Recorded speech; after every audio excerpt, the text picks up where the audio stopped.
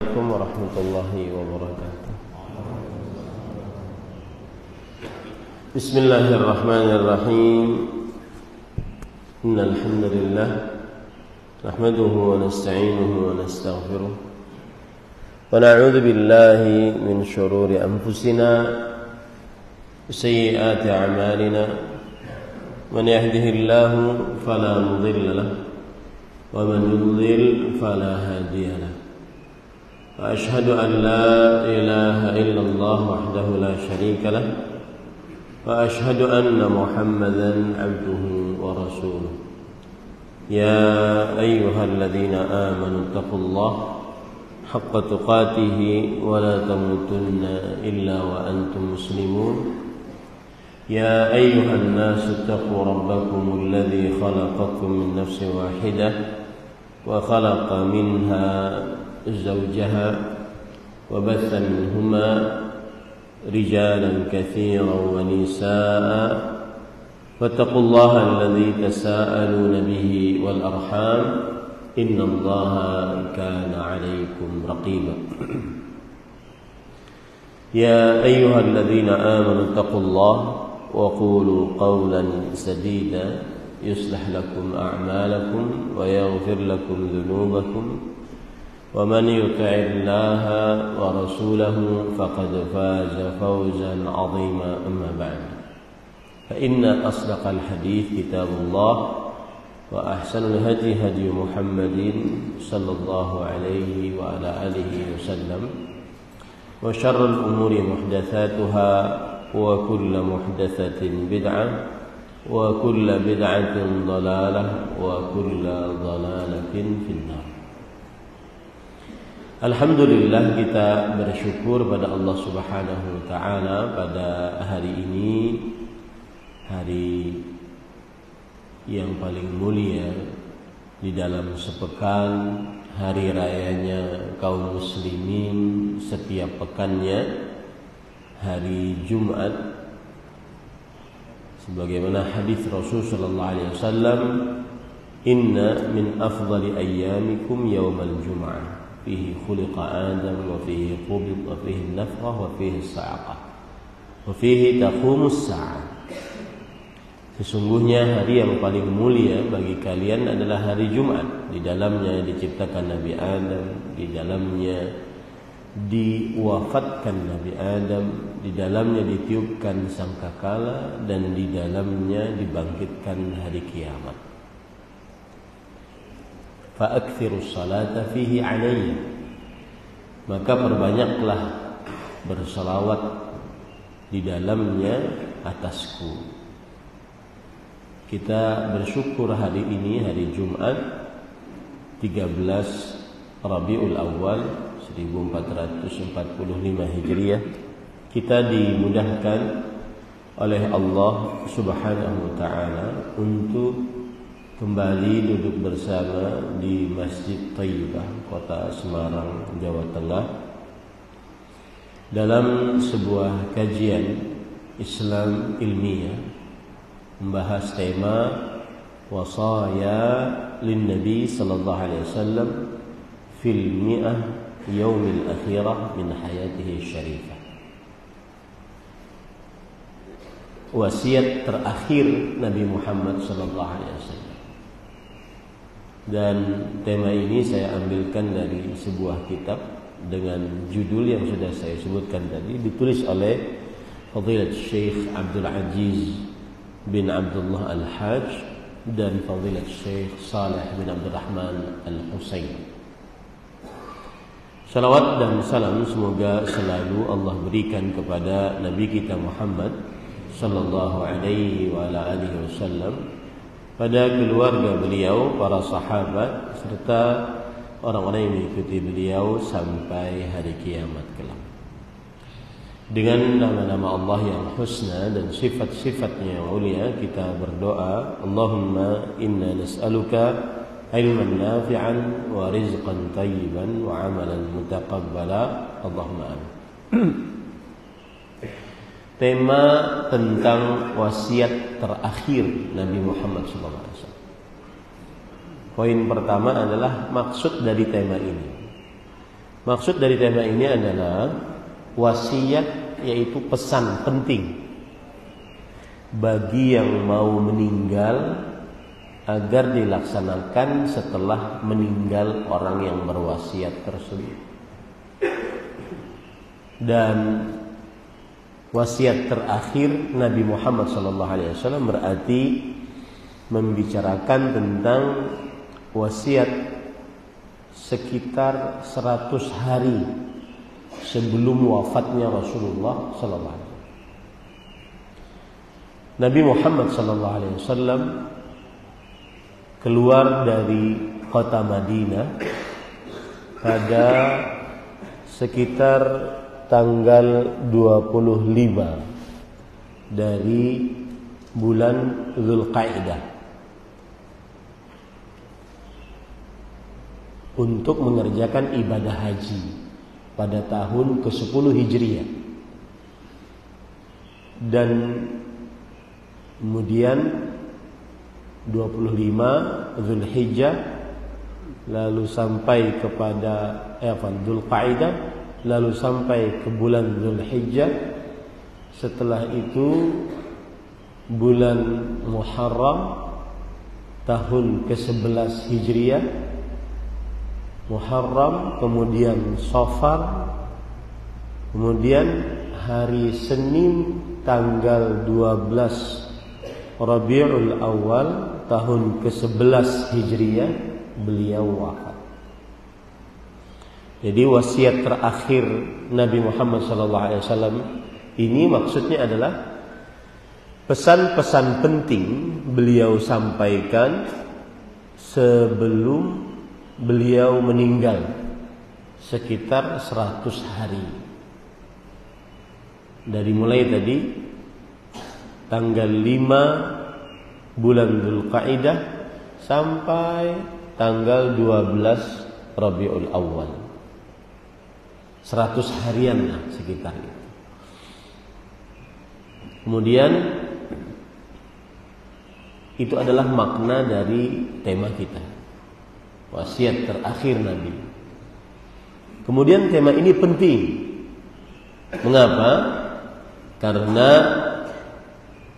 yang namanya wasiat sesuatu yang pesan penting. Kalau kita buka kamus besar bahasa Indonesia, maka kita akan dapati wasiat adalah pesan penting dari orang yang mau meninggal, dikerjakan setelah yang memberi wasiat meninggal. Nah, ini bukan sembarang wasiat, karena yang memberi wasiat Nabi Muhammad sallallahu alaihi wasallam. Kita saja kalau ada bapak atau ibu kita sebelum meninggal mewasiatkan sesuatu, maka kita akan sangat ingat dan sangat berusaha untuk mewujudkan apa yang diwasiatkan, meskipun kadang-kadang penuh dengan perjuangan, meskipun kadang-kadang perkara yang remeh. Bagaimana yang memberi wasiat bukan hanya sekedar bapak atau ibu, tetapi manusia yang lebih wajib kita cintai daripada bapak dan ibu. Apalagi wasiatnya wasiat yang penting, sangat penting, mendatangkan kebahagiaan dunia akhirat. Maka ini, perkara ini atau tema ini adalah sangat penting.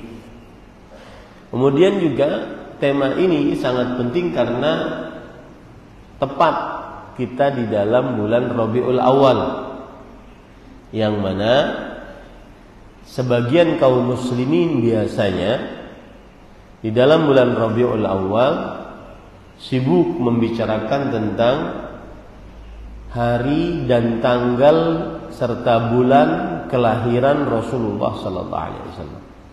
Senin 12 Rabiul Awal. Padahal kalau kita perhatikan buku-buku sejarah seperti Syiar Alamin Nubala yang ditulis oleh Imam Az-Zahabi, seperti As-Sirah An-Nabawiyah yang ditulis oleh Ibnu Hisham As-Sirah An-Nabawiyah, yang ditulis oleh Imam Ibnu Katsir Al-Bidayah wan Nihayah, yang ditulis oleh Imam Ibnu Katsir, menyebutkan, dan juga Al-Hafidz Ibnu Hajar menyebutkan bahwa terjadi ikhtilaf di antara para ulama tentang tanggal kelahiran dan bulan Nabi Muhammad sallallahu alaihi wasallam. Adapun hari tidak ada ikhtilaf. Karena Rasul sallallahu alaihi wasallam menegaskan tentang puasa hari Senin, beliau mengatakan dzaka yaumun wulidtu fi. Itu adalah hari aku dilahirkan. Adapun tanggal, bulan ini terjadi ikhtilaf. Adapun wafatnya Rasulullah sallallahu alaihi wasallam, maka tidak ada ikhtilaf di antara para ulama. Hari Senin tanggal 12 Rabiul Awal, tahun ke-11 Hijriah. Semestinya kalau kita ingin benar-benar memperhatikan tentang Rasulullah sallallahu alaihi wasallam, maka kita lebih perhatian kepada wasiat beliau sebelum beliau meninggal. Apalagi hari, tanggal dan bulan beliau meninggal tidak ada ikhtilaf di antara para ulama. Hari Senin tanggal 12 Rabiul Awal. Baik. Makna tema sudah dipahami. Kemudian pentingnya tema ini sudah saya sampaikan. Sekarang apa saja wasiat-wasiatnya? Di dalam buku ini disebutkan ada 15 wasiat. Baik itu berupa perintah atau berupa larangan. Perintah untuk dikerjakan, larangan untuk dijauhi. Saya sebutkan dulu 15 ini karena yakin waktunya tidak cukup, tetapi saya sebutkan 15 ini agar menjadi perhatian. Nanti kita bahas mana yang paling terpenting dari 15 ini. Yang pertama, al-wasiyatu bis-shalah. Wasiat untuk selalu menjaga salat 5 waktu. Yang kedua, al-wasiyatu bil-i'tisami bil-kitabi was sunnah. Wasiat untuk selalu berpegang teguh kepada Al-Quran dan As-Sunnah. Yang ketiga, al-wasiyatu bi-alil bait. Wasiat untuk memuliakan, menghormati ahlu bait Rasulullah sallallahu alaihi wasallam. Yang keempat, al-wasiyatu bil amsar. Wasiat untuk berbuat baik kepada kaum Ansar, penduduk asli kota Madinah. Yang kelima, al-wasiyatu bi ta'ati waliyil amr. Wasiat untuk taat kepada pemimpin yang sah dari kaum muslimin. Yang keenam, al-wasiyatu bi hurmatil muslim. Wasiat untuk menjaga kehormatan diri seorang muslim, baik itu harga dirinya, kehormatan istri dan anak-anak perempuannya, ataupun darahnya. Kemudian yang ketujuh, al-wasiyatu bin nisa. Wasiat untuk berbuat baik kepada para istri. Yang kedelapan, al-wasiyatu bil khadam. Wasiat untuk berbuat baik kepada para pembantu, pekerja yang bekerja dengan kita. Yang kesembilan, al-wasiyatu bil amanah. Wasiat untuk selalu melaksanakan amanah, apa yang diberikan amanahnya kepada kita. Yang ke-10, al-wasiyatu bi ikhrajil yahud wan nasara min jaziratil Arab. Wasiat untuk mengeluarkan kaum Yahudi dan Nasrani dari jazirah Arab. Yang ke-11 adalah at-tahdhir minasy-syirk. Peringatan keras dari melakukan perbuatan syirik kepada Allah Subhanahu wa taala. Yang ke-12 at-tahdhir minal bid'ah. Peringatan keras dari melakukan perbuatan bid'ah. Yang ke-13 at-tahdhir min fitnatit taharuj wal iqtital. Peringatan keras untuk menjauhi saling membunuh, ya, saling menumpahkan darah. Yang ke-14 at-tahdhir minar riba. Peringatan keras untuk agar menjauhi perbuatan riba. Yang ke-15 al-wasiyah bitablighid din. Wasiat untuk mendakwahkan agama ini. Baik.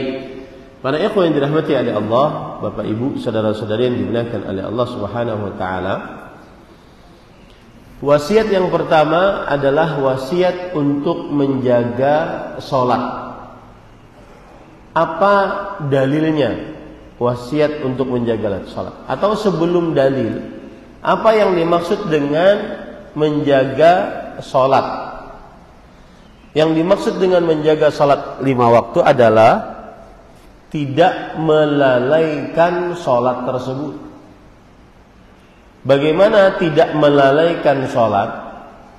Ini disebutkan oleh Allah Subhanahu wa taala dalam Al-Quran. Allah berfirman, "Fawailun lil musallin alladzina hum an salatihim sahun." Yang artinya, fawailun lil musallin, neraka wail bagi orang yang sholat. Ya, neraka wail bagi orang yang sholat. Kenapa mereka mendapatkan wail? Karena mereka lalai tentang sholatnya. Apa itu wail? Siksa wail di dalam neraka itu apa? Maka wail artinya atau maknanya atau tafsirannya adalah wadin fi jahannam law suyirat ma'ahul jibal ulama'at. Dia adalah jurang dalam neraka jahannam. Kalau dimasukkan ke dalam jurang tersebut gunung, maka niscaya gunung itu akan meleleh. Saking panasnya neraka wail.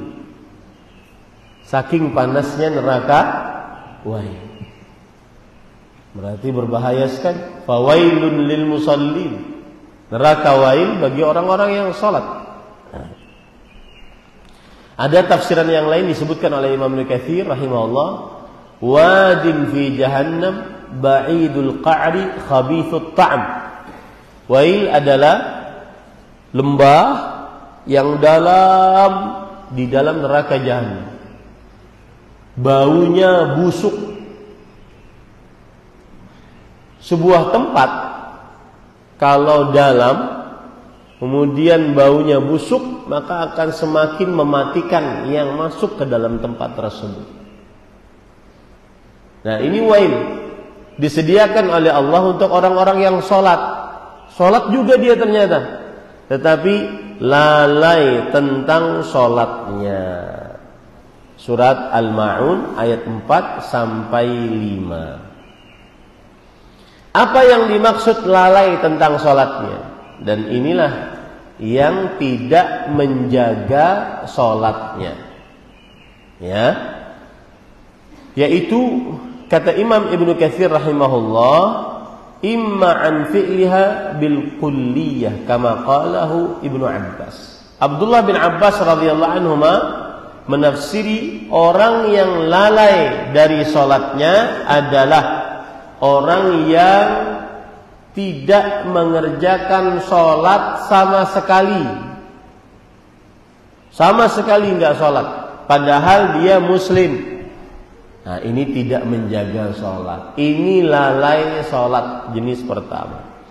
Yang kedua, wa imma an fi'liha fil waqtil muqaddari laha syar'an fayukhrijuha an waqtiha bil kulliyah. Yang kedua, orang yang lalai sholatnya, tidak menjaga sholatnya, orang yang mengerjakan sholat di luar waktu tanpa ada alasan yang dibenarkan oleh syariat. Mengerjakan sholat di luar waktu, kama qalahu Masruq wa Abu Duha, sebagaimana yang dikatakan oleh Imam Masruq, seorang tabi'i, muridnya Abdullah bin Mas'ud radhiyallahu anhu. Ya, ini yang kedua. Kemudian yang ketiga, yang dimaksud tidak menjaga sholat adalah wa imma an waqtiha al-awwal fayuakhirunaha ila akhirih daiman aw ghaliban. Orang yang mengakhirkan pelaksanaan sholat di akhir waktu terus menerus, kebanyakan sholatnya di akhir waktu. Sebelum azan maghrib 3 menit sholat asar, sebelum azan asar 3 menit sholat zuhur. Nah, ini orang yang tidak menjaga apa? Sholat, yang lalai dari sholatnya. Kemudian kata Imam Ibnu Katsir, wa imma an adaiha bi arkaniha wa syurutiha 'ala al-wajhil ma'muri bihi. Yang keempat, yaitu orang yang tidak mengerjakan sholat, orang yang mengerjakan sholat dengan tidak menyempurnakan rukunnya. Kalau sholat dia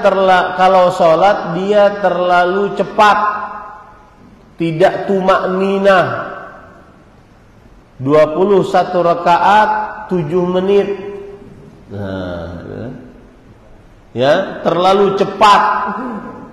Ruku sujudnya tidak tumakninah. Ini orang yang melalaikan sholat dan tidak menjaga sholat. Seperti orang munafik. Mereka kalau sholat naqara arba'an. Rasulullah SAW bersabda dalam hadis sahih, tilka salatul munafiq, tilka salatul munafiq. Itulah salatnya orang munafik. Yarqubus syams. Kalau azan asar dia menunggu matahari, enggak mau salat. Hatta idza kanat baina qarnai syaitan, sampai jika matahari tersebut terletak di antara 2 tanduk syaitan. 2 tanduk syaitan itu seperti ini bentuknya. Nah, nih, lihat ya. Sampai jika terletak antara 2 tanduk syaitan. Ini kan seperti tanduk jadinya nih. Mau terbenam. Qama, baru dia bangun. Bangun ngerjain apa? Salat asar. Fanaqara arba'an, maka dia salatnya dalam keadaan naqara yanquru. Itu naqara yanquru itu seperti ayam matuk makanannya. Ya, cepat. La yadhkuruna Allah fiha illa qalila. Tidak menyebut nama Allah kecuali sedikit saja. Nah, ini yang keempat dari yang melalaikan salat. Ya. Yang kelima, wa imma 'anil khusyu'i fiha wa tadabburi li ma'aniha. Yang kelima, orang yang tidak menjaga salat, lalai dari salatnya, kalau lagi salat tidak khusyuk, tidak menghadirkan hati saat salat. Hanya gerakan ritual ruku, sujud, i'tidal, enggak ada sama sekali ruh di dalam salatnya. Tidak khusyuk, tidak paham apa yang dibaca. Nah, ini namanya tidak menjaga salat. Itulah 5 poin. Ya. Kalau boleh saya tambahkan yang keenam, apa itu? Yaitu kadang sholat, kadang tidak sholat. Seperti orang munafik. Rasulullah sallallahu alaihi wasallam bersabda, "Athqalus salawati 'alal munafiqin salatul fajri wa salatul atamah." Salat paling berat atas orang munafik salat subuh dan salat isya. Mereka cuma semangat salat zuhur, asar, maghrib.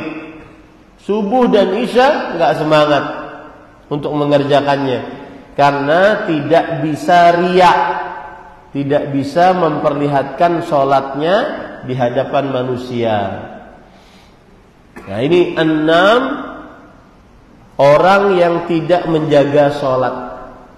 Kalau bapak ibu terlepas dari 6 ini, berarti bapak orang yang menjaga sholat. Ya bapak, yang ngantuk-ngantuk, ulangi 6 tadi. Siapa yang bisa? Monggo. 6. 1. Orang yang tidak sholat sama sekali, ini tidak menjaga sholat. Yang kedua, orang yang mengerjakan sholat di luar waktu. Yang ketiga, mengakhirkan sholat dari waktunya, ya, tanpa ada alasan. Yang keempat, tidak menyempurnakan rukun sholat. Yang kelima, tidak khusyuk, tidak hadir hati. Yang keenam, yang kadang sholat, kadang tidak sholat. Taib. Apa dalil bahwa ini wasiat Rasulullah sebelum meninggal? Nah, ini penting. Diriwayatkan oleh Imam Ahmad dalam kitabnya Al-Musnad dari hadis istri Nabi Ummul Mukminin Ummu Salamah radhiyallahu anha, dan diriwayatkan oleh Imam Hakim, Imam Ibnu Hibban dari hadis Anas bin Malik radhiyallahu anhu, beliau berkata, "Kana akhir wasiyati Rasulillah sallallahu alaihi wasallam wa huwa yugharghiru biha fi sadrihi wa ma yafidhu biha lisanuhu as-salah as-salah wa ma malakat aymanukum." Berkata Ummu Salamah, istri Nabi, salah seorang terdekat dengan Rasulullah, dan Anas bin Malik, salah seorang terdekat dengan Rasulullah karena pembantu Rasulullah sallallahu alaihi wasallam. Mereka berdua berkata, adalah wasiat paling terakhir Rasulullah sallallahu alaihi wasallam ketika dada beliau sudah sesak, lisan beliau sudah berat, saat sekarat. Berarti jagalah sholat dan berbuat baiklah kepada budak-budak kalian. Dalam riwayat Imam Abu Daud, Imam Ahmad, Imam Ibnu Majah dari Ali bin Abi Thalib radhiyallahu anhu.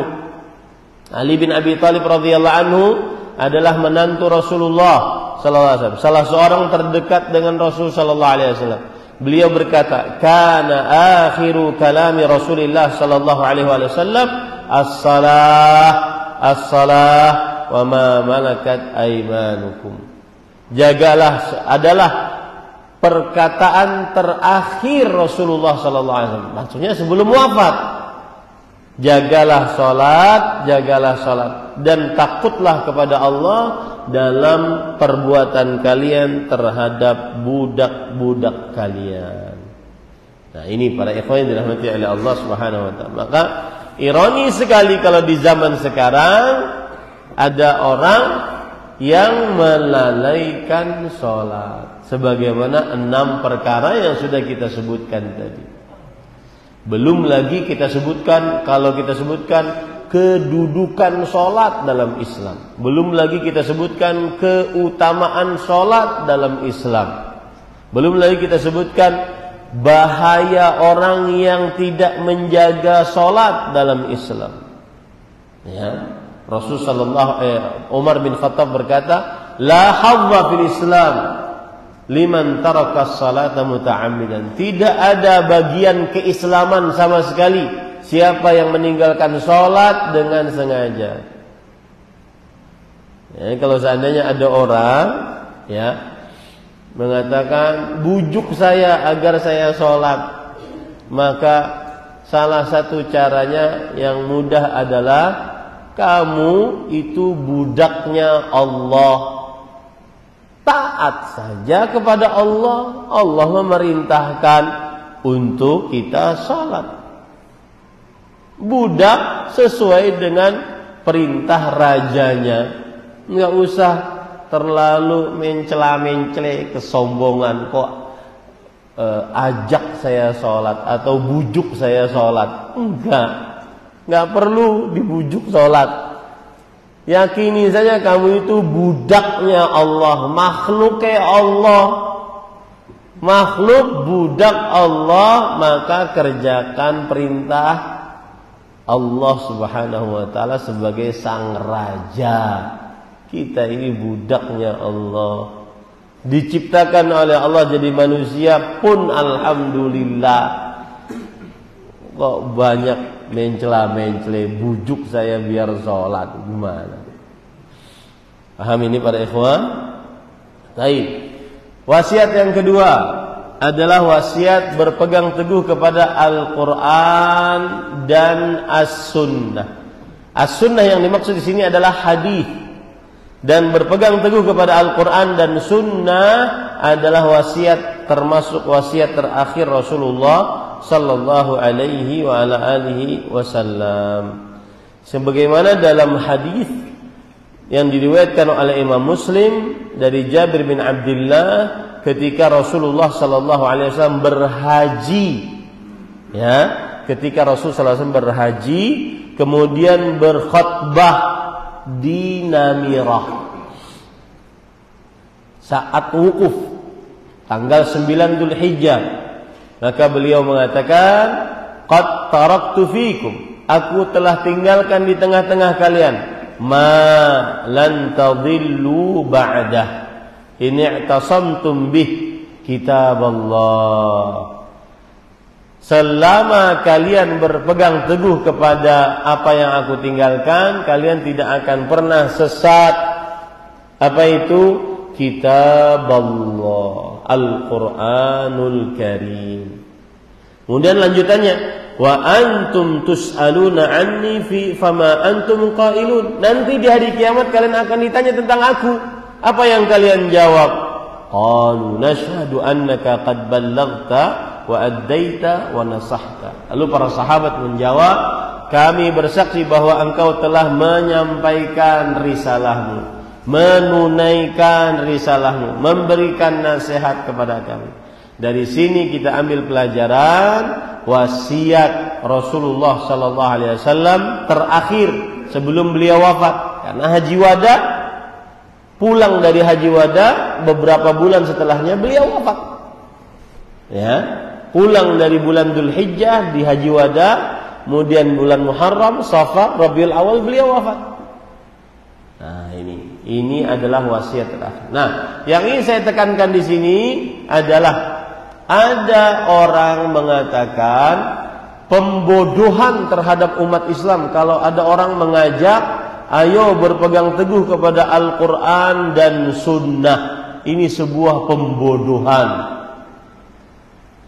Kalau seandainya tidak berpegang teguh kepada pemahaman para ulama, maka kita katakan, wahai saudaraku, kalau anda faham apa yang dimaksud dengan berpegang teguh kepada Al-Quran dan Sunnah, tentunya anda akan memahami Al-Quran dan Sunnah dengan pemahaman para ulama. Tidak boleh memahami Al-Quran dan Sunnah dengan pemahaman sendiri. Nah, ini ya. Ini kadang-kadang dakwah sunnah dituduh membodohi umat, mengajak kepada Al-Quran dan Sunnah tanpa pemahaman para ulama. Itu tuduhan keji, fitnah, dan dia akan bertanggungjawabkan kelak nanti pada hari kiamat. Ya, Iya, yang benar adalah Rasulullah SAW mengatakan berpegang teguhlah kepada Al-Quran dan Sunnah. Lihat hadis tadi. Dalam hadis yang lain, riwayat Imam Muwatta dalam kitabnya, Imam Malik dalam kitabnya Al-Muwatta, taraktu fikum amrayn lan tadhillu ma tamassaktum bihima kitaballah wa sunnat nabiyyi. Aku tinggalkan di tengah kalian dua perkara. Kalian tidak akan pernah sesat selama kalian berpegang teguh kepada dua perkara tersebut, kitab Allah dan sunnah Nabi. Ini kan ajakan untuk berpegang teguh kepada Al-Quran dan sunnah. Dan di dalam Al-Quran, di dalam As-Sunnah ada perintah untuk belajar kepada para ulama. Jadi benar-benar tuduhan, fitnah, keji kalau seandainya dituduh dakwah sunnah tidak memakai pemahaman para ulama. Ini tidak benar. Ya, ajaklah manusia berpegang teguh kepada Al-Quran dan Sunnah. Jangan berpegang teguh kepada adat kebiasaan. Jangan berpegang teguh kepada otak, logika. Ya, karena yang dinamakan otak logika itu sebenarnya hawa nafsu. Ya, jangan berpegang teguh kepada selain Al-Quran dan Sunnah. Berpegang teguhlah kepada Al-Quran dan Sunnah. Dan nanti ketika orang mempelajari Al-Quran dan Sunnah, di situ ada perintah agar Al-Quran dan Sunnah ini dipelajari dengan pemahaman siapa?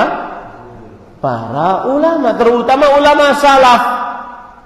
Siapa mereka? Para sahabat, para tabi'in, dan para tabi'ut tabi'in. Nah inilah. Ya.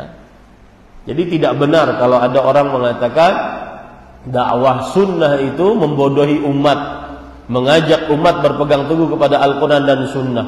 Bagaimana bisa berpegang teguh kepada Al-Quran dan Sunnah sedangkan dia tidak bisa baca Quran? Maka jawabannya, ya, kita berpegang teguh kepada Al-Quran dan Sunnah sebagai prinsip hidup. Nanti mempelajarinya bersama siapa? Para ulama. Seperti itu. Nah, ini para ikhwan yang dirahmati oleh Allah Subhanahu wa taala. Yang ketiga, wasiat untuk berbuat baik kepada ahlul bait. Lihat dalam hadis yang diriwayatkan oleh Imam Muslim, Rasulullah sallallahu alaihi wasallam beliau pernah berdiri berkhutbah di daerah namanya Khum, antara kota Mekah dengan kota Madinah. Lalu beliau bersabda, "Amma ba'du, ala ayyuhan nas, ingatlah wahai manusia, fa innama ana bashar, sesungguhnya aku manusia, yushiku an ya'tiya rasul rabbi fa uji, hampir saja ada datang utusan dari Rabbku untuk mencabut nyawaku, maka aku akan menjawabnya. Wa ana tarikun fikum thaqalain, dan aku tinggalkan di tengah-tengah kalian dua perkara yang berat. Awwalahuma kitabullah, yang pertama adalah Al-Quran, fihil huda wan nur, di dalamnya ada petunjuk dan cahaya. Fakhudhu bi kitabillah wastamsiku bihi, maka ambillah Al-Quran, berpegang teguhlah. Lihat, ini hadis Rasul loh. Malah kita dituduh membodoh-bodohi umat katanya. Lalu kalau tidak berpegang teguh kepada Al-Quran dan Sunnah, dengan siapa? Berpegang teguh dengan apa? Dengan otak, dengan perasaan, logika, adat kebiasaan? Enggak, berpegang teguhlah kepada Al-Quran dan Sunnah. Fahatha ala kitabillah wa raghaba fi. Kemudian Rasulullah SAW memerintahkan untuk berpegang teguh kepada Al-Quran. Wa ahlu baiti udzakkirukumullah fi ahli baiti udzakkirukumullah fi ahli baiti udzakkirukumullah fi ahli baiti. Aku ingatkan kalian juga untuk berbuat baik kepada ahlu baitku, ahlu baitku, ahlu bait. Siapa itu ahlu bait Rasulullah sallallahu alaihi wasallam? Yang pertama adalah istri beliau, istri-istri beliau. Yang kedua adalah keturunan Ali. Semua keturunan Ali adalah ahlu bait Rasulullah sallallahu alaihi wasallam. Karena Ali bin Abi Thalib menikah dengan Fatimah. Yang ketiga, keturunan dari Abu Thalib. Dari Abu Thalib itu banyak yang muslim. Seperti keluarga Aqil, keluarga Ja'far, keluarga banyak yang muslim. Ya. Kemudian keturunan dari Hashim. Ya. Ini banyak juga yang muslim. Nah, itu adalah ahlul bait. Nah, ini para ikhwan yang dirahmati oleh Allah. Kalau kita mendapati di depan kita ada seorang yang merupakan keturunan Rasul sallallahu alaihi wasallam, maka tugas kita adalah bermuamalah dengan yang selayaknya, lebih daripada muslim biasa. Yang ketiga, mendoakan mereka mendapatkan berkah. Yang keempat, yang ketiga, mencintai mereka. Yang keempat, membela mereka. Yang kelima, menasehati yang tidak soleh dari mereka. Ya, menasehati yang tidak soleh dari mereka. Ini para ikhwan yang dirahmati oleh Allah Subhanahu wa taala. Kemudian yang keenam adalah memberikan hak mereka dari 1/5 dari fai, yaitu upeti-upeti yang ada. Nah, ini para ikhwah yang dirahmati oleh Allah Subhanahu wa taala. Baik. Kemudian beberapa saya lewati ya. Wasiat Rasul sallallahu alaihi wasallam yang selanjutnya adalah wasiat untuk taat kepada pemimpin muslim yang sah selama tidak memerintahkan kepada maksiat. Ya, ini yang keempat yang saya jelaskan, yaitu hadis yang diriwayatkan oleh Imam Muslim. Nabi Muhammad sallallahu alaihi wasallam saat berhaji, beliau bersabda, in ammara alaikum abdun mujadda'un aswadu yaqudukum bi kitabillah fasma'u wa ati'u. Ketika haji beliau bersabda, jika ada yang memimpin kalian budak bukan orang merdeka, kemudian cacat tubuhnya, tetapi memimpin kalian dengan Al-Quran, maka dengarkan dan taati. Nah, tidak boleh memberontak, ya. Apalagi ini musim-musim seperti ini, hati-hati, tidak boleh memberontak. Apalagi jangan sampai menumpahkan darah. Ada syarat-syarat diperbolehkan untuk memberontak apabila pemimpinnya kafir. Buah indakum minallahi fihi bur'an. Kafir jelas kekufurannya. Kita punya dalil dari Al-Quran dan hadis bahwa dia kafir. Ya, kalau masih katanya, jangan, tidak boleh. Itu satu. Yang kedua, ma aqamu fikumus shalah. Kalau sudah tidak membolehkan lagi untuk sholat, nah, kita sekarang sholat subuh enak, ya, Jumat sholat berjamaah tidak terlarang. Biarkan, ya. Masalah pemimpinnya tidak sholat itu urusan mereka. Yang penting kita dibiarkan bisa mengerjakan sholat. Tidak boleh kita merontak. Kalau tidak memperbolehkan sholat dan mengerjakan sholat berjamaah atau Jumat, baru setelah itu boleh. Itu pun ada syarat yang ketiga. Kalau pemberontakannya tidak mendatangkan kerusakan yang lebih besar daripada sebelum diberontak. Itu tidak ada yang bisa meyakinkan bahwa pemberontakan pasti akan mendatangkan kebaikan lebih daripada sebelum diberontak. Yang ada adalah pemberontakan selalu mendatangkan kerusakan lebih parah daripada sebelum terjadi pemberontakan. Ya, nah itu dia.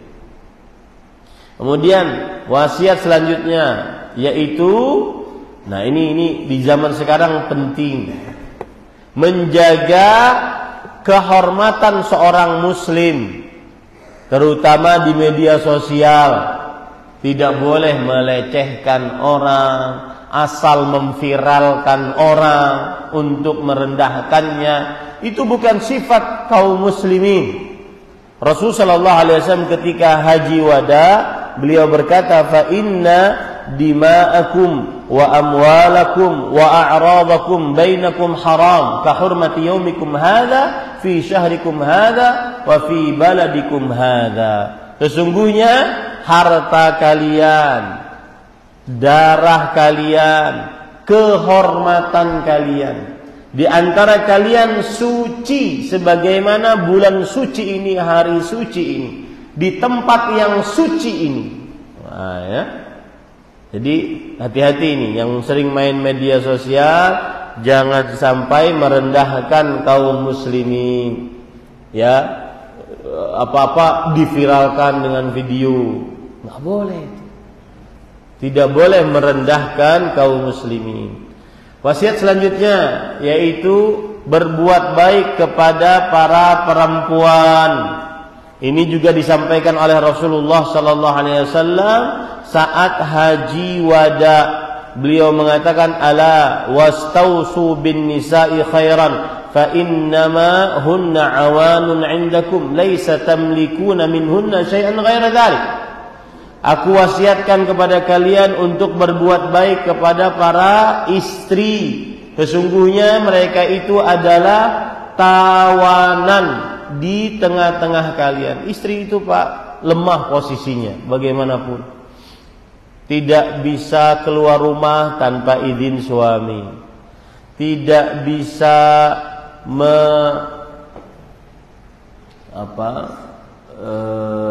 tidak bisa mengerjakan suatu amalan sunnah, terutama puasa, tanpa izin suami jika suami ada di tempat.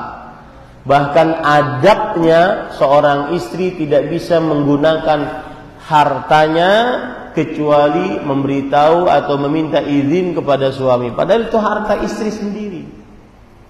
Maka wajib kita para suami untuk lebih bersabar dengan istri. Ya, kita para suami yang lebih dituntut untuk lebih dewasa. Ya. Jadi kalau ada orang mengatakan kepada istrinya, kamu dewasa sedikit dong, pahami sedikit dong. Enggak bisa, enggak boleh itu. Kita yang lebih dituntut untuk lebih dewasa, yang lebih bersabar kepada istri kita. Perempuannya seperti itu. Ya. Kadang marah nggak jelas, apalagi kalau sudah dalam keadaan haid, ya kan tidak nyaman, keluar dari kemaluannya darah kan nggak nyaman, ya tidak pede. Maka suami yang harus lebih bersabar kepada para istri. Nah, ini para ikhwan yang dirahmati oleh Allah Subhanahu wa taala. Kemudian termasuk di dalamnya adalah wasiat untuk berbuat baik kepada para pembantu. Ya, di dalam hadis riwayat Imam Hakim, kana akhir wasiyati Rasulullah SAW wa huwa yugharghiru biha fi sadri wa ma yakadu yafidu biha lisanu as-salah ittaqullah fima malakat aymanukum. Adalah wasiat paling terakhir Rasulullah SAW ketika dada beliau sudah sesak, lisan beliau sudah berat. Jagalah salat dan takutlah kepada Allah dalam bergaul kalian dengan budak-budak kalian. Derajat yang paling rendah adalah budak. Di atas budak pembantu. Budak dan pembantu tidak sama, tetapi sama-sama bekerja dengan kita. Maka jangan sampai tidak berbuat baik kepada pembantu-pembantu kita. Kemudian selanjutnya wasiat untuk melaksanakan amanah. Ya, melaksanakan amanah. Ada diriwayatkan oleh Imam Ahmad, Rasulullah SAW bersabda saat hari tasyrik. Kata beliau, ala wa man kanat indahu amanah falyuaddiha ila man i'tamanahu 'alaiha. Siapa yang memiliki amanah, maka tunaikan kepada yang memilikinya. Ya, termasuk hal yang paling pertama nanti akan paling cepat hilang di akhir zaman adalah al-amanah. Orang sudah tidak amanah lagi, dititipi barang tidak sampai kepada yang dipesankan. Ya, ini termasuk wasiat Rasulullah sallallahu alaihi wa ala alihi wasallam. Kemudian wasiat selanjutnya yaitu wasiat tentang menjauhi perbuatan kesyirikan. Kesyirikan dosa paling besar, dan kesyirikan ada penyebabnya. Salah satu penyebabnya adalah terlalu berlebih-lebihan terhadap kuburan orang saleh. Ya, kuburan dibangun, kemudian dimegahkan, bahkan kadang-kadang lebih megah, lebih wangi daripada masjid.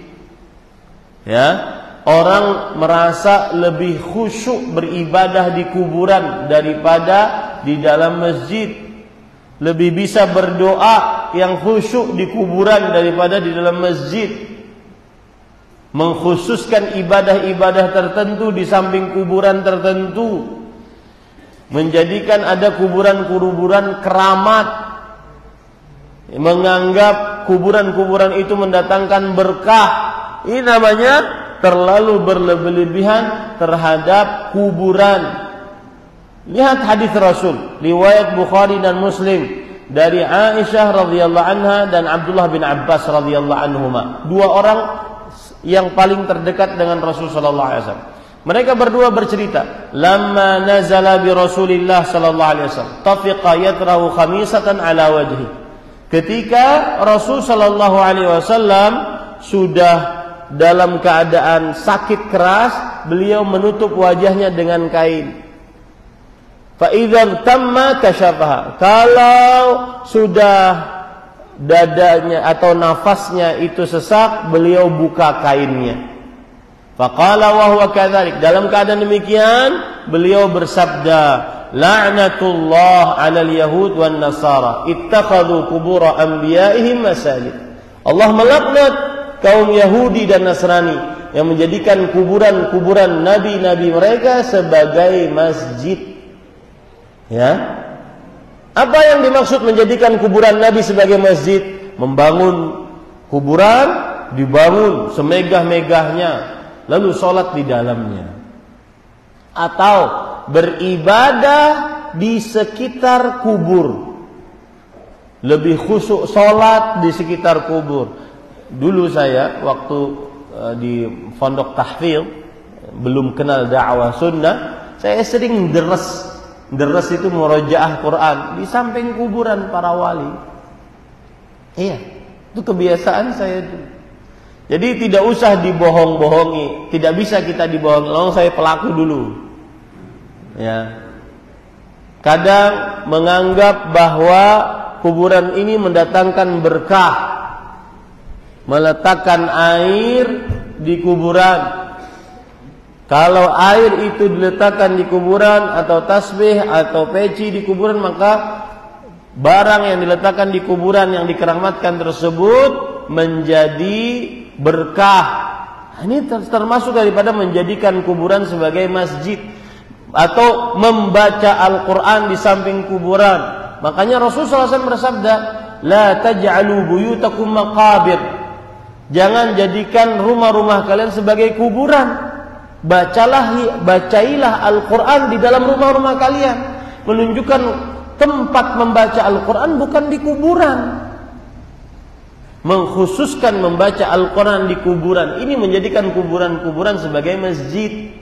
Dan ini adalah dikhawatirkan. Lihat bahasa saya, jangan dipelintir. Dikhawatirkan bisa menghantarkan kepada kesyirikan. Dan sudah terjadi. Akhirnya berdoa kepada orang yang dikubur. Madad, madad. Wahai wali fulan, kami datang, beri kami kekuatan, beri kami anak, beri kami rezeki. Ada yang seperti itu tidak bisa dipungkiri. Ada yang seperti itu fakta di lapangan. Karena kenapa? Menyalahi hadis Rasul, menjadikan kuburan nabi-nabi atau orang-orang soleh sebagai masjid. Lihat hadis Rasul lagi, riwayat Bukhari Muslim, dan subhanallah hadisnya tanpa ada keraguan, Bukhari Muslim, sahih gitu. Dari Aisyah radhiyallahu anha, beliau bercerita, qala Rasulullah sallallahu alaihi wasallam fi maradhihi alladhi lam yaqum minhu. Rasul sallallahu alaihi wasallam bersabda saat sakit yang beliau tidak bangun lagi dari sakit tersebut. La'anallahu al-yahuda wan nasara. Allah telah melaknat kaum Yahudi dan Nasrani. Ittakhadhu qubur anbiya'ihim masajid. Menjadikan kuburan nabi-nabi mereka sebagai masjid-masjid. Qalat Aisyah radhiyallahu anha berkata, "Laula dzalik la ubriza qabruh." Kalau seandainya hal tersebut tidak beliau khawatirkan, maka niscaya kuburan Nabi akan nampak. Khusyya an yutakhadha masjidan, dikhawatirkan dijadikan kuburannya sebagai masjid. Dalam hadis riwayat Imam Muslim dari Jundub radhiyallahu anhu, beliau mendengar Rasulullah SAW bersabda, qabla an yamuta bi khams, sebelum 5 hari beliau meninggal, beliau bersabda, ala wa inna man kana qablakum kanu yattaqiduna qubura anbiya'ihim wa salihihim masajid. Ingatlah, sesungguhnya orang-orang sebelum kalian, Yahudi, Nasrani, menjadikan kuburan nabi-nabi mereka dan orang-orang saleh mereka sebagai masjid. Ala fala tattakhidul qubura masajid inni anhaakum an dzalik. Ingatlah, jangan jadikan oleh kalian seluruhnya kuburan-kuburan sebagai masjid. Aku larang kalian. Coba bagaimana sekarang nanti di hari kiamat, orang-orang yang mengagungkan kuburan dibangun miliaran, kadang-kadang miliaran. Betul atau tidak? Fakta di lapangan itu nggak bisa dibohongkan. Miliaran membangun kuburan. Bagaimana mereka akan berhadapan nanti di hari kiamat dengan Rasul sallallahu alaihi wasallam? Aku larang akan hal itu. Wasiat Rasul sallallahu alaihi wasallam, dan ini keluar 5 hari atau 5 hari sebelum Rasul sallallahu alaihi wasallam wafat. Berarti setelahnya beliau meninggal.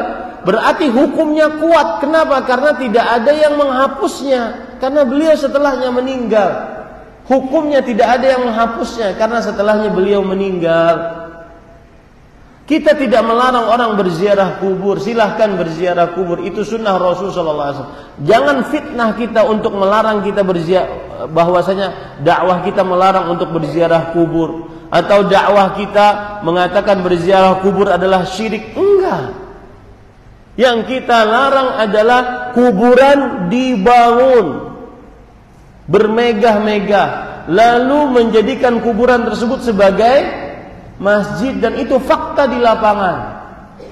Lalu kemudian yang lebih parah lagi, berdoa kepada orang yang sudah mati, dengan dalih tawassul. Ini tidak boleh. Kenapa? Karena fala tad'u ma'allahi ahadan. Allah berfirman, janganlah kalian berdoa bersamaan dengan Allah kepada seorang pun dari selain Allah. Tidak boleh. Berdoa hanya kepada Allah Subhanahu wa taala. Dan fakta di lapangan bahwasanya memang berdoa kepada selain Allah, kepada orang-orang yang sudah mati, itu terjadi. Itu yang kita larang. Jangan kemudian playing victim, bahwa kita melarang berziarah kubur, bahwa kita mengatakan bahwa berziarah kubur adalah syirik. Enggak.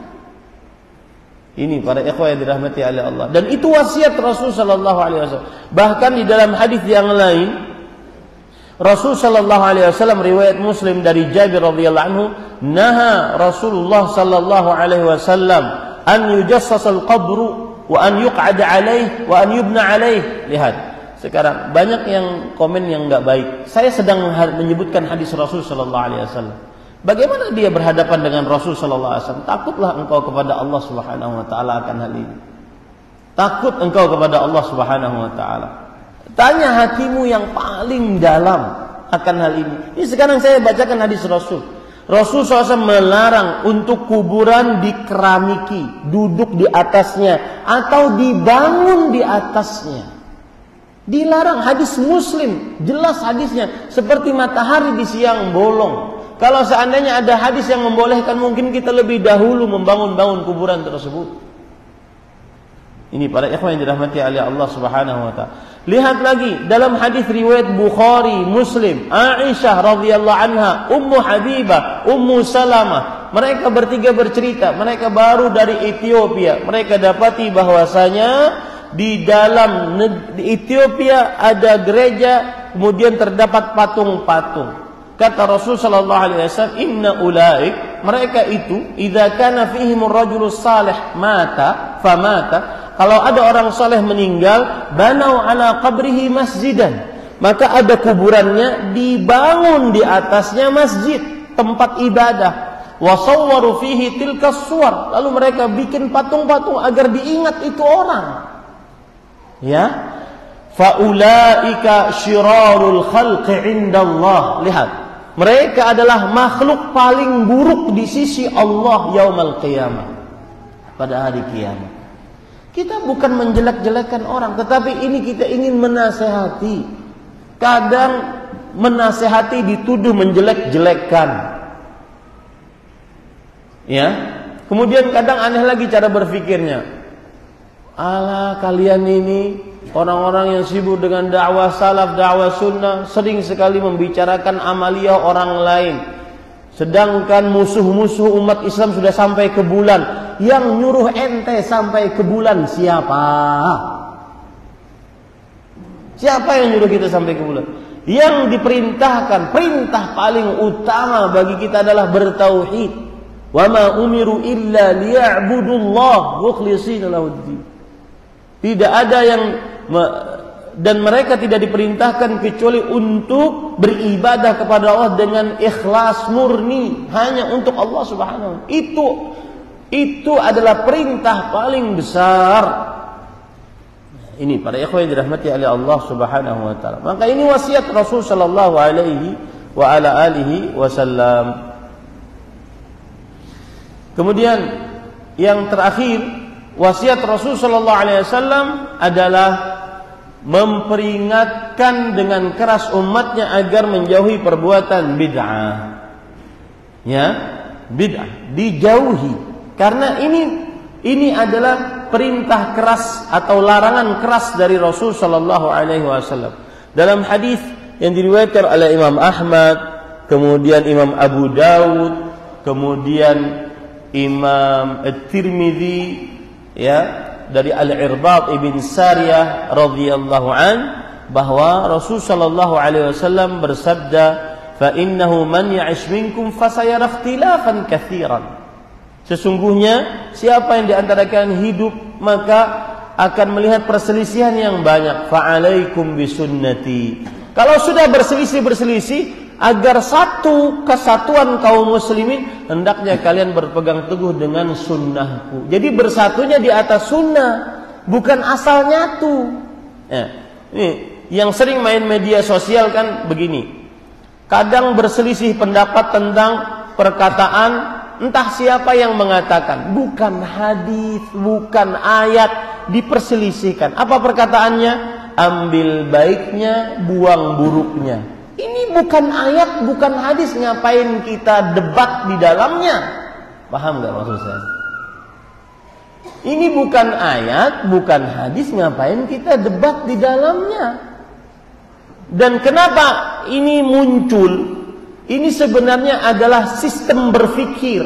Apa sistem berpikir? Sistem berpikir orang-orang pergerakan. Orang-orang pergerakan itu berpikirnya gini, udah yang penting kita duduk bareng, sama-sama. Mau dia dari kelompok mana, duduk bareng. Yang penting Islam. Mau dia orang ini, orang itu, mau dia menghina Al-Quran, mau dia menghina Aisyah, menghina Abu Bakar, pokoknya duduk bareng. Lalu nanti gimana kalau dia ceramah? Ambil baiknya, buang buruknya. Mau dia penyembah kubur, beribadah, berdoa kepada orang yang sudah dikubur, ya, mau tidak pokoknya duduk bareng, asal muslim, asal bersyahadat. Lalu nanti bagaimana? Kalau pas dia ceramah, ambil baiknya, buang buruknya. Dari situ tuh Pak, itu sebenarnya sistem berpikir orang pergerakan. Sedangkan dakwah sunnah enggak demikian. Dakwah sunnah itu nih hadis Rasul. Wa'alaikum bisunnati. Kalau sudah terjadi perpecahan, maka ayo berpegang teguh kepada sunnah. Itu yang menyatukan kaum muslimin. Wa sunnatul khulafa'ir rasyidin al-mahdiyyin min ba'di. Ya. Ini para ikhwan yang dirahmati oleh Allah Subhanahu wa taala. Addu 'alaiha bin nawadid wa iyyakum muhdatsatil umur fa inna kulla bid'atin dhalalah. Berpegang teguh dengannya, gigit dengan gigi geraham kalian. Jauhi perkara yang mengada-ngada. Setiap perkara bid'ah adalah kesesatan. Gini para ikhwan, kalau ada Nabi di Muhammad SAW di depan kita nih bersabda, iyyakum wa muhdatsatil umur fa inna kulla muhdatsatin bid'ah. Jauhi oleh kalian perkara mengada-ngada. Setiap mengada-ngada itu adalah bid'ah, setiap bid'ah adalah kesesatan. Lalu ada seorang di antara kita, Nabi, dakwahmu gitu-gitu aja dari dulu. Kurang ajar enggak orang itu? Kurang ajar enggak? Nah, itu tuh persis seperti orang yang sekarang ketika disebutkan hadis ini, kemudian dia berkata seperti itu. Ya. Dalilnya cuma satu, man amila amalan laisa alaihi amr. Itu hadis Rasul. Keluar dari mulut yang paling mulia, dari manusia yang paling mulia, yang Anda bersyahadat dengannya, asyhadu anna Muhammadan Rasulullah sallallahu alaihi wasallam. Dan itu konsekuensi asyhadu anna Muhammadan Rasulullah. Nah, ini para ikhwan. Jauhi perbuatan bid'ah. Dan perbuatan bid'ah itu dicegah oleh para ulama salafus saleh terdahulu. Dari mulai para sahabat, para tabi'in, para tabi'ut tabi'in, manusia-manusia mulia mencegahnya. Lalu sekarang kita diamkan? Enggak boleh. Ya. Jadi harus bersabar. Kalau ada yang mencela, ya bersabar. Itu konsekuensi dari dulu memang seperti itu. Yang menyampaikan kebenaran akan dikatakan sahir, tukang sihir, majnun, orang gila. Sudah, dari dulu memang itu. Itu adalah warisan bagi yang mendakwahkan Al-Quran dan hadis Rasul sallallahu alaihi wasallam. Nah, ini para ikhwan yang dirahmati. Jadi jauhi perbuatan-perbuatan bid'ah. Ya, mengada-ngada dalam agama yang serupa dengan agama yang tidak ada contohnya dari Rasul sallallahu alaihi wasallam. Dan tujuan dari mengamalkannya berlebih-lebihan. Dan ingat, perbuatan bid'ah dia erat kaitannya dengan ibadah. Tidak ada perkara dunia di dalamnya. Alat transportasi, pakaian, alat komunikasi, enggak masuk bid'ah di dalamnya. Kenapa? Karena dia bukan dari perkara ibadah, ritual ibadah, bukan. Jadi kadang-kadang aneh aja. Ini dikit-dikit bid'ah, udah pakai onta aja. Kasihan, si onta dihitamkan terus. Kasihan. Ya, onta hitam terus. Ini para ikhwan yang dirahmati oleh Allah Subhanahu wa taala. Kemudian Bapak Ibu saudara-saudari yang dimuliakan oleh Allah, yang selanjutnya adalah yaitu hati-hati dengan darah. Jangan sampai meneteskan darah tanpa kebenaran. Rasul sallallahu alaihi wasallam pernah bersabda pada haji wada, la tarji'u ba'di kuffaran yadribu ba'dukum riqaba ba'd. Yang artinya, jangan kalian kembali lagi menjadi orang kafir, saling membunuh satu dengan yang lainnya. Itu haji wada, wasiat Rasulullah sallallahu alaihi wasallam. Hati-hati, ya. Salah satu pemandangan nanti di hari kiamat adalah pertumpahan darah. Sampai yang membunuh tidak tahu kenapa saya membunuh dia. Yang terbunuh juga tidak tahu mengapa dia terbunuh. Ya, itu tanda hari kiamat. La taqumus sa'ah, tidaklah dibangkitkan hari kiamat hatta yakthural harju, sampai banyak al-harju. Al-harju artinya al-qatlu, pembunuhan. Banyak. Maka ini hati-hati Bapak Ibu saudara-saudari. Cukup kiranya tadi sampai jam 6. Wallahu alam. Riba belum sempat kita jelaskan, dakwah juga belum sempat kita jelaskan. Tapi yang jelas itulah 15 tadi dari wasiat Nabi Muhammad SAW terakhir sebelum beliau wafat. Bagaimana cara menghadapi suami yang gampang marah? Saya tidak menemukan pancaran kebahagiaan ketika suami memandang saya. Hanya sedikit sekali mendapatkan senyum dan candanya, itu pun senyum dan candaan yang berisi ejekan dan merendahkan diri saya. Beberapa waktu lalu suami saya kepergok ingin menemui mantan pacarnya. Beliau meminta maaf dan saya maafkan. Terkadang dengan melihat tingkah dan amarahnya saya menjadi ingin sekali berdoa kepada Allah cabut nyawa ini. Apakah boleh berdoa seperti itu ya Ustaz? Jazakumullahu khairan. Maka jawabannya adalah pertanyaannya kemana, mukaddimahnya kemana. Yang jelas tidak boleh minta mati kecuali dalam keadaan sudah tidak sanggup lagi. Itu satu. Nah Rasulullah SAW bersabda, la yatamannayanna ahadukumul maut. Jangan sekali-kali salah seorang di antara kalian bercita-cita mati. Ya. Kemudian yang kedua, adapun urusan saudari dengan suami saudari, maka saya nasihatkan perbaikilah pelayanan saudari kepada suami. Ya, baik itu pelayanan yang berkaitan dengan perut suami atau kemaluan suami. Niscaya suami akan tersenyum lebar, setulus hati. Ya, urus saja perutnya, bagaimana makannya yang enak, seenak-enaknya, dan urus kemaluannya, bagaimana dia melampiaskan syahwatnya selampias-lampiasnya, senyaman-nyamannya. Niscaya dia akan pancaran matanya menjadi berbinar-binar. Dia setiap pagi tidak akan pernah lupa dengan apa yang saudari lakukan. Ya. Nah, itu nasihat saya. Yang kedua, berdoa kepada Allah Subhanahu wa taala agar hati suami dilembutkan, perangai suami dibaguskan. Tapi yang paling utama tadi, ya, yang paling utama tadi. Kenapa? Karena itu hadis Rasul sallallahu alaihi wasallam. Beliau bersabda ketika berhadapan dengan seorang perempuan, "Idza tuba'lin." Nah, ini ibu-ibu mulai ngobrol. Ya. Biasanya gitu, susah dinasihati. Kenapa? Karena ketika dinasihati langsung, wah gimana mau memasak yang enak, melayani di atas ranjang yang bagus, lawang dia. Nah, lawangnya ini susah akhirnya. Akhirnya nasihatnya mental terus. Maka saya nasihatkan, ini kan pertanyaan dari ibu, dari saudari, dari istri. Maka nasihat saya untuk istri. Setelah ini saya akan nasihati bapak-bapaknya. Ya. Jadi gini, sebelum saya lanjutkan, saya pernah kajian dengan judul istri durhaka.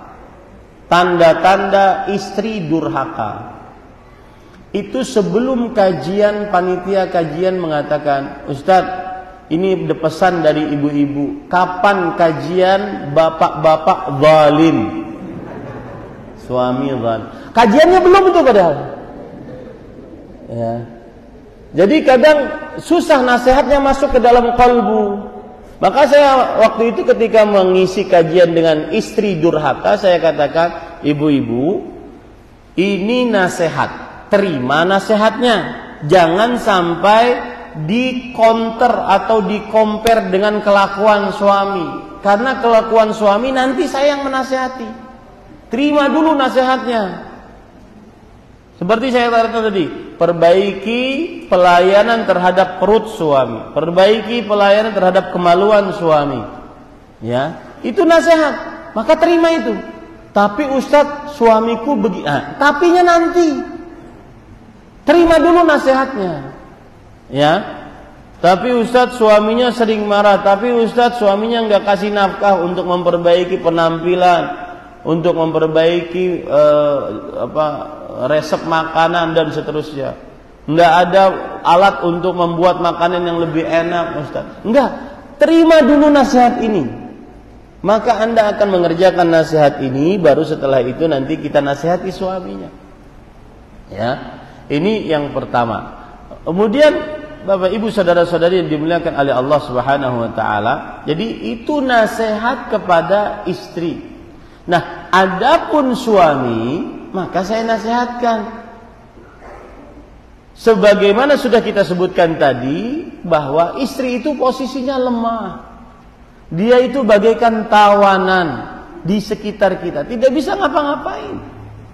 Maka bersabarlah, berbuat baiklah. Lihat ayat-ayat Al-Quran dan hadis-hadis Rasul Sallallahu Alaihi Wasallam, kebanyakannya redaksi untuk berbuat baik kepada pasangan adalah Allah memerintahkan, Rasulullah Sallallahu Alaihi Wasallam memerintahkan kepada para suami agar berbuat baik kepada para istri. Ashiruhunna bil ma'ruf, gaulilah istrimu dengan baik. Ya. Kemudian lagi Rasulullah SAW bersabda, istausu bin nisa'i khairan fa innahunna awanun 'indakum. Aku wasiatkan kalian berbuat baik kepada istri kalian, sesungguhnya mereka adalah tawanan di sekitar kalian. Itu redaksinya kepada siapa? Suami. Harus lebih bersabar, harus lebih tenggang rasa, harus lebih mengayomi, lebih dewasa. Nah, begitu. Ya. Lihat, saya pesan tadi kenapa mengurus 2 poin tadi, perutnya suami dan kemaluan suami. Lihat hadis Rasul. Rasul SAW pernah bertemu dengan seorang perempuan, kemudian beliau bertanya, "Idza tuba'lin, wahai perempuan, engkau punya suami enggak?" Kemudian sang perempuan ini mengatakan, "Na'am ya Rasulullah." Iya, saya punya suami wahai Rasulullah. Kemudian Rasul sallallahu alaihi wasallam berpesan kepada perempuan tersebut, "Kaifa anti lahu?" Nah, ini pesan pertama nih. Bagaimana pelayananmu terhadapnya? Itu pesan pertama untuk istri. Bagaimana pelayananmu terhadapnya? Bagaimana pelayananmu terhadap perutnya, makanannya, kemudian kemaluannya. Itu yang paling utama. Kemudian si perempuan tersebut menjawab, "Ma'aluhu illa ma'ajaztu anhu." Wahai Rasulullah, aku tidak meremehkan mengurus suamiku. Selalu aku perhatikan, kecuali ketika aku sudah sangat lemah, tidak sanggup lagi. Kemudian Rasulullah berpesan dengan pesan yang kedua. Kata beliau, "Unduri aina anti minhu fa innama huwa jannatuki wa naruki." Wahai perempuan, perhatikan bagaimana perasaan suamimu terhadapmu. Ini pesan kedua nih. Jaga keridhaan suami. Selama suami ridha, engkau dapat surga. Selama suami murka, engkau dapat neraka. Jadi jaga perasaan. Menjaga perasaan suami hanya dari sisi 2. Jaga perutnya, jaga kemaluannya. Urus perutnya tuh. Apa yang disukainya? Seorang istri bukan dari Jawa, kemudian suaminya dari Jawa. Apa yang disukai oleh seorang suami yang berasal dari Jawa? Belajar dia masak. Seorang suami ketika berjimak di atas ranjang, sukanya gaya begini, lakukan. Ya, lakukan. Iya, betul itu, memang seperti itu. Aku sukanya gelantungan di atas dinding. Wes, lakukan aja. Gelantungannya cicak. Nah, itu dia ya. Begitu caranya. Jadi nanti akan ada pancaran kegembiraan, akan ada pancaran kesenangan, tidak seperti yang dikeluhkan. Ini kadang-kadang penampilan istri juga harus diperbaiki. Kalau mau tidur, usahakan tuh mau tidur dari ujung rambut sampai ujung kaki wangi. Ya, saya sering berkelakar, ini bercanda saya sebenarnya. Kalau saya lagi resepsi pernikahan, bagaimana keadaan istri kita? Cantik luar biasa. Semestinya setiap malam begitu. Semestinya setiap malam begitu. Niscaya suami akan tutup HP-nya, tidak akan lihat tante-tante goyang di TikTok. Karena ada yang asli di sini. Ini kadang-kadang perempuan tidur pakai masker, kemudian matanya ditutupi dengan timun. Pas dilihat, suaminya asik main HP, melihat wanita-wanita goyang. Pas dilihat di samping, ini makhluk dari mana? Ya, kan? Ya, harus wangi, harus bersih. Kemudian itu daster yang dipakai, pakai pakaian yang menarik suami. Daster udah bolong kanan, bolong kiri. Ini para ikhwan, perhatikan penampilan. Yang lebih patut diperhatikan penampilan malah ketika mau tidur di samping suami. Meskipun suami saat itu tidak mau menggaulinya. Wah Ustaz, sia-sia saya capek Ustaz nih. Ya, enggak capek. Itu nih ibadah. Meskipun tidak mau menggaulinya. Ini kadang terbalik, ketika mau keluar rumah dandan sehabis-habisnya. Tidak dinikmati oleh suami, malah dinikmati oleh laki-laki lain. Nah, ini keliru. Jadi terbalik keadaannya. Itu yang kadang-kadang akhirnya suami tidak memancarkan kesenangan, keindahan. Kemudian juga contoh Khadijah radhiyallahu anha. Beliau tidak pernah mengangkat suara di hadapan suaminya. Makanya beliau mendapatkan rumah yang terbuat dari berlian, yang hidup di dalamnya tidak susah dan tidak gaduh. Para ulama menjelaskan kenapa tidak gaduh, karena Khadijah radhiyallahu anha tidak pernah mengangkat suara di hadapan suaminya. Ini kadang-kadang suami nasihatin sekali, istri lebih ceramahnya lebih tajam daripada suaminya.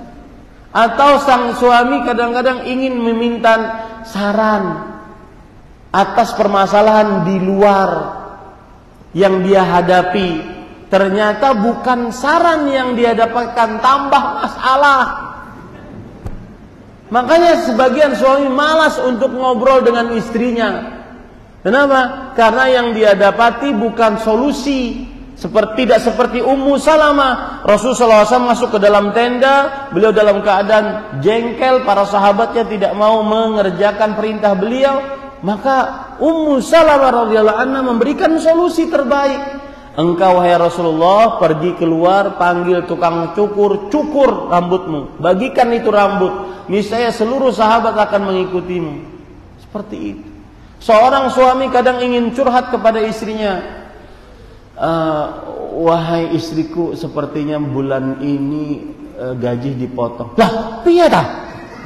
Enggak bahaya ta? Gimana? Akhirnya bingung dia. Bukan malah dapat solusi, malah bingung. Oh, kita punya hutang nanti cicilan ini gimana sih? Bukan malah dapat solusi, malah dapat puyeng kepalanya. Ya, seperti itu Bapak Ibu, saudara-saudari. Mudah-mudahan yang disampaikan bermanfaat. Subhanakallah bihamdik, asyhadu an la ilaha illa anta astaghfiruka wa atubu ilaik. Wassalamualaikum warahmatullahi wabarakatuh.